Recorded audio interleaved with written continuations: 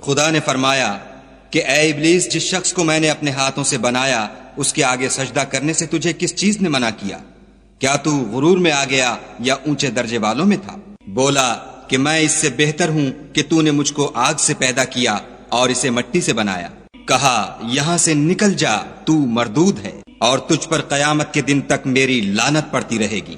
کہنے لگا کہ میرے پروردگار مجھے اس روز تک کہ لوگ اٹھائے جائیں مہلت دے۔ کہا تجھ کو مہلت دی جاتی ہے اس روز تک جس کا وقت مقرر ہے۔ کہنے لگا کہ مجھے تیری عزت کی قسم میں ان سب کو بہکاتا رہوں گا سوا ان کے جو تیرے خالص بندے ہیں۔